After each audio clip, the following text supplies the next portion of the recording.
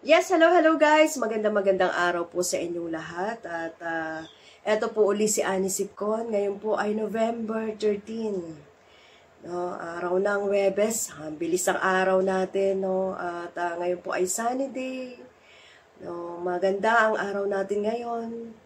So guys, ang pag-usapan natin ngayon ay tungkol na naman kay Anjo. No, hindi talaga ito titigil si Anjo. Nawili talaga ito sa pag-mamarites, no?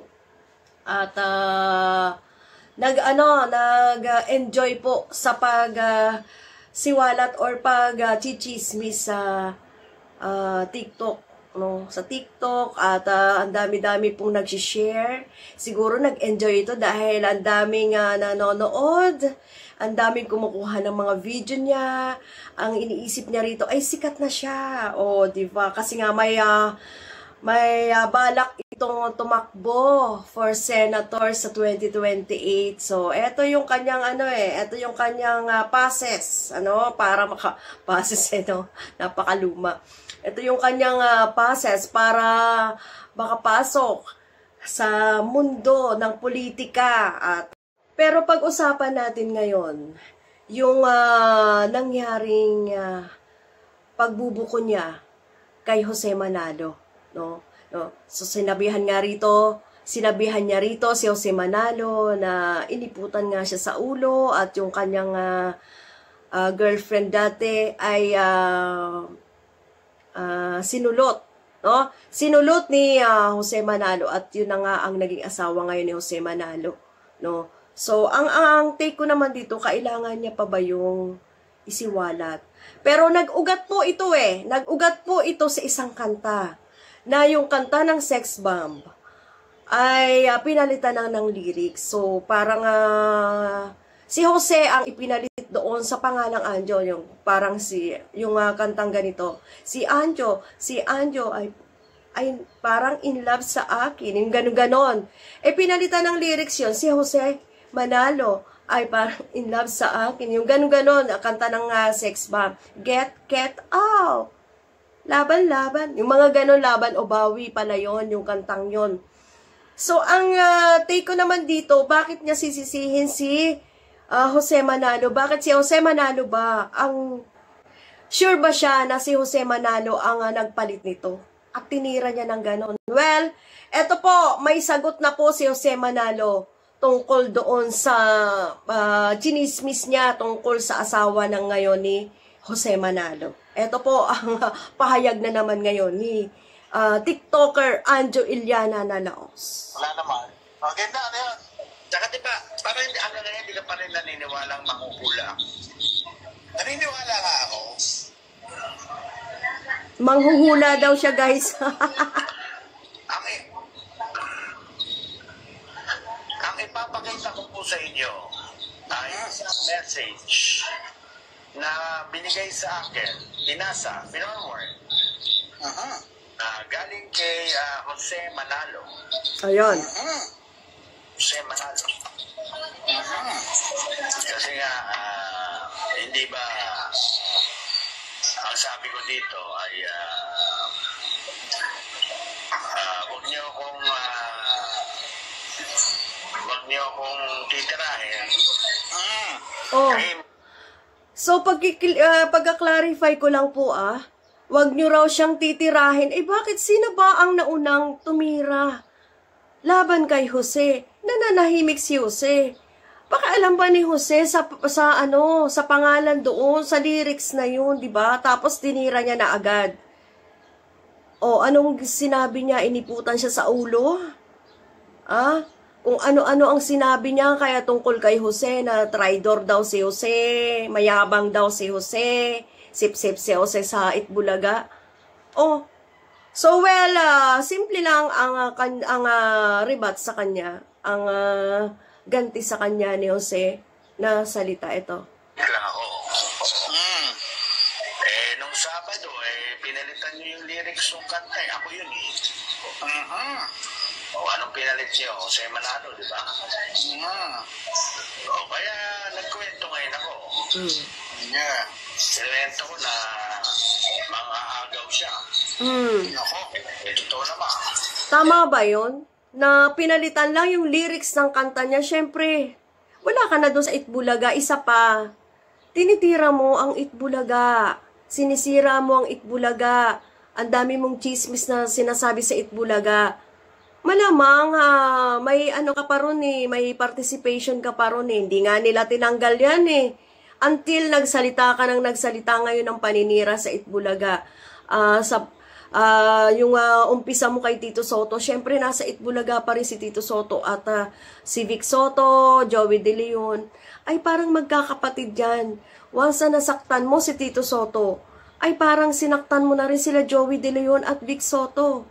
Kaya ano pa ang kwenta na nandoon ka? Pwede naman i-edit eh. Ngayon kasi po, ang mga kanta ngayon, lalong original na kumanta or nag-compose ay si Joey De Leon, I think. Pwede po yung palitan. Si Joey De Leon ang nag-compose niyan. Pwede pong palitan. At bakit mo sinisisi si Jose? Si Joey De Leon naman ang nag-compose niyan. Malamang si Joey De Leon ang nagpalit niyan. Tapos ginanon mo si Jose na walang kaalam-alam.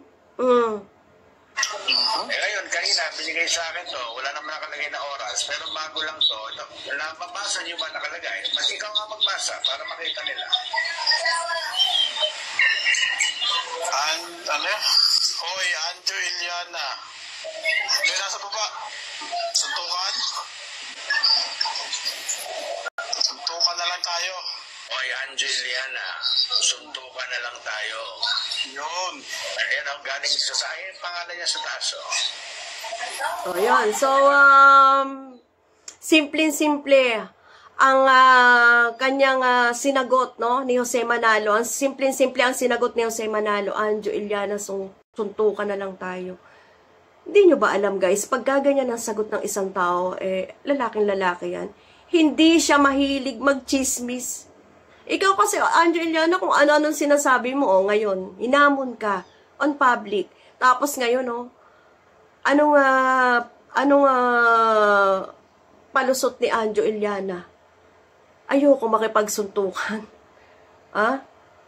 Ayoko makipagsuntukan dahil traidor ka. Traidor yan. Dahil nga, sinulot daw yung jowa niya.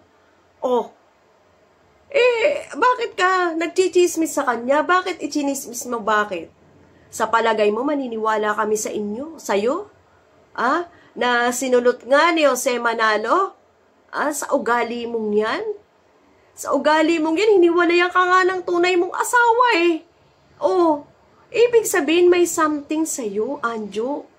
Tapos ngayon nasasabihin mo, ikaw, sige, pakinggan pa natin to. Ang tawag dito, tapusin natin tong video niya. Jose Manalo. Sa mga tuwid, alam mo naman si Hambog. Hambog yan eh. Siguro, nasaktan yung pride dahil labo ko siguro na ako ang unang minahal. Ikaw ang... ano pa naman to? Napaka-plastic pa naman itong taon to. Dahil wow! Nagpapaka-Christian life to eh. Ano yun? Ano yan, si Nora? Mama mo. Hello, mama. Mama. Well, mama from Samar. Napaka-plastic daw. Kung plastic si Jose, bakit magtatagal siya sa Itbulaga? At ikaw ang hindi nagtagal. So, ikaw ang may masamang ugali. No?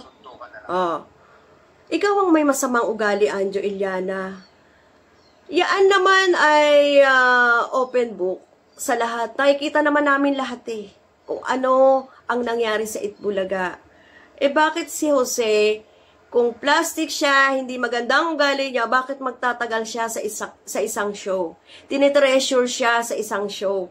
Ibig sabihin lang doon, marunong siyang makisama, marunong siyang magpahalaga sa mga kasama niya, marunong siyang tumanaw ng utang na loob, marunong siyang mag-cherish ng mga moments nila, basta marunong siyang makisama yon.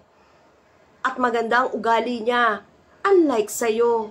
Kumusta ka naman, Anjo? Ay, nawala tuloy. Tayo. Okay lang ako makipagsuntukan. Ang problema ko kasi sa taon to, traitor to eh.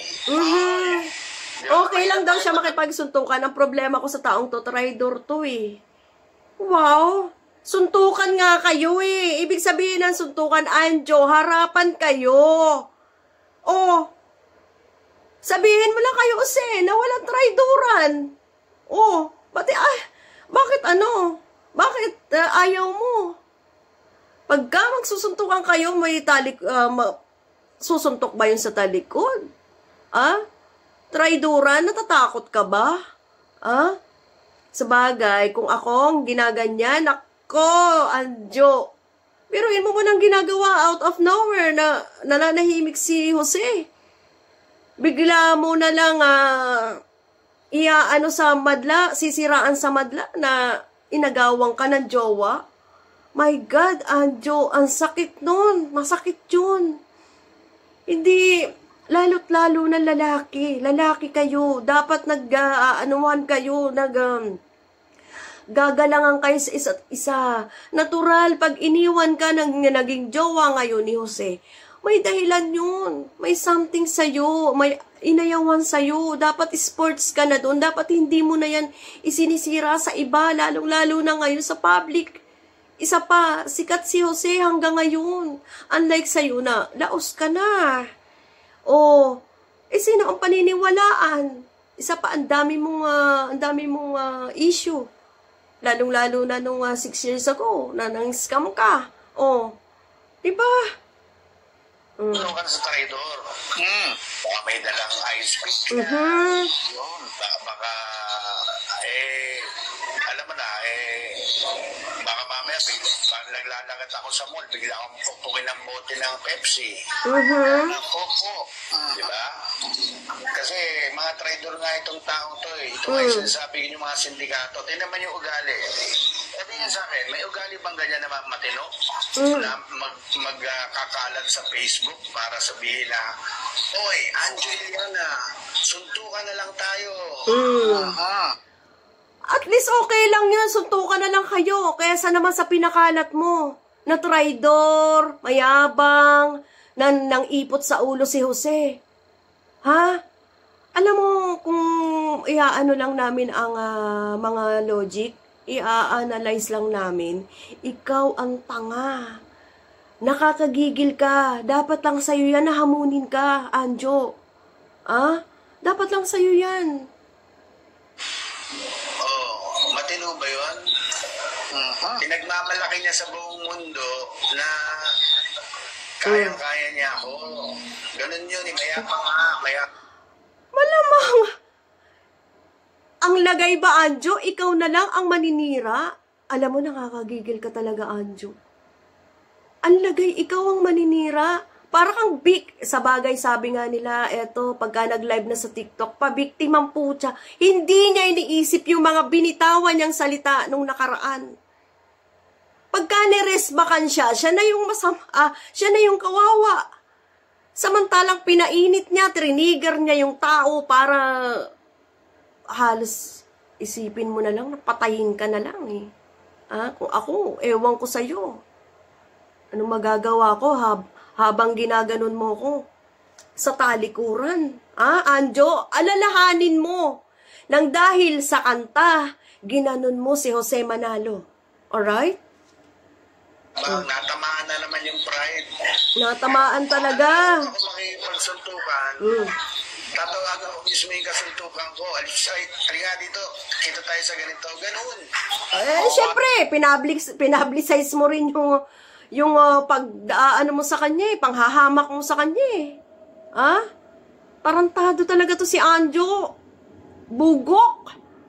Inutil. Meron siya ritong, kay Jose eh. I-fast forward na natin. Muna ng Pepsi, palamig. Ito. Ito, yung sagot niya kay Jose, oh. Palamig ka muna ng Pepsi. Sa hamon ni Jose, may sagot siya. Ito. Hinahanap ko. Alam ko, lahat dyan eh. Hinahanap pa niya. Meron siyang sagot. Sa suntukan na lang tayo. Suntukan na lang tayo. Ito naman yung reply ko. Ano? Papalit ako mga salamin. Hoy, Jose Manalo. Kamusta mo ako kay babe? Yes. Ano yan?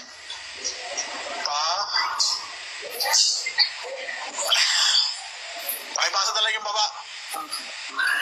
Palamig ka muna ng Pepsi. Diba? Nang urat. Yon. Ang sagot niya, hoy, Jose Manalo, kumusta mo kay babe?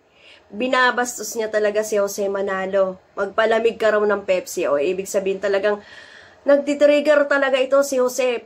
Si Anjo. Para bang naghahamon talaga. Di mo talaga alam. Alam mo kung papatulan mo lang ito. Talagang pit-pit ang bayag nito eh. Sa katarantaduhan ito eh. Tapos pagka yung sinagot mo na, ganyan, suntukan na lang tayo. Diba? Iyak naman. Sa bagay, bonjing po ito eh. Noon pa, ang mga ganap nito na si Tikboy ay parang, special child. Pagpasensyahan nyo na po, special child po ito. Pero hindi eh. Kailangan na banatan nyo na to. Nako. Kumbaga, nagpapaano lang to eh, nagpapa-famous lang to uli eh, kasi laos na nga, nagpapa-famous, plus gusto pa pumasok sa Senado, gustong kumita ng malaking pera, syempre, malaki nga naman ang sahod sa Senado, no, 300,000, no, at syempre, binayaran din po ito ng mga Duterte, para eto, destabilize na naman si Tito Sen, no? Na ang balita natin ngayon ay si Tito Sen ay medyo baka parang matatanggal na naman sa pagka-Senate President dahil po dito kay Anjo na ipinalabas niya po yung kabit-kabit. Yun po ang sa tingin ko lang yun po ang magiging dahilan kung bakit matatanggal si Tito Sen sa Senado. Kaya, naku, talagang dapat, alam mo, hindi natatakot. Hindi po natatakot. Meron po itong sinasandalang pader. No? Tingin ko lang. Wala, hindi natatakot. Pero dapat, Anjo, pumasa ka kay Jose. Naku, nakakahiya ka. Nakakahiya ka. Isa kang inutil, isa kang bading kung hindi ka kakasa sa hamon ni Jose. Ay, nako. Sige na po. Bye-bye na. See you. Bye-bye. See you ulit sa susunod kong vlog. Bye. Thank you.